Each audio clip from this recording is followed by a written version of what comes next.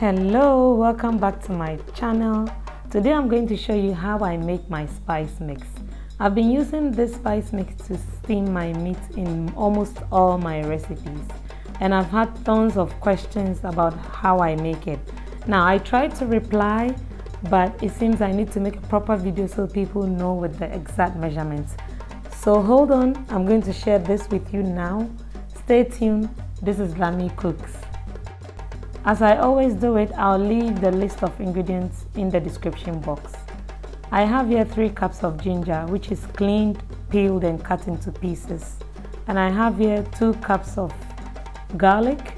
I have here 1/4 cup of black peppercorns, 1/4 cup of cloves, 1/4 cups of anise seeds, and then 2 tablespoons of star anise. Some oil for preservation.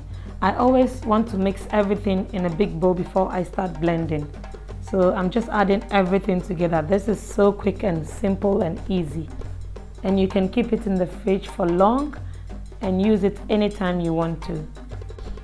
I'm using a NutriBullet and it's 900 watts. A very good blender would help. So I'm adding 2 cups of water because I don't want it too light.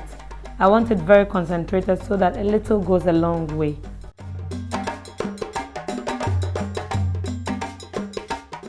Try not to add too much water when blending it.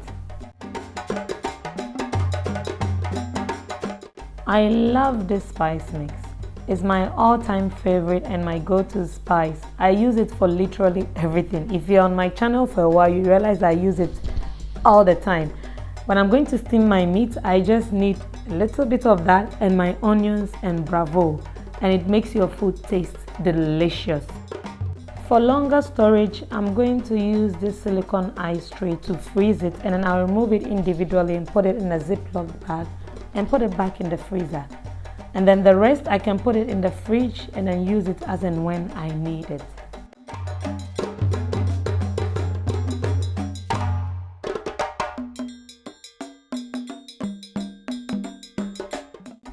The rest I'm going to keep it in a jar.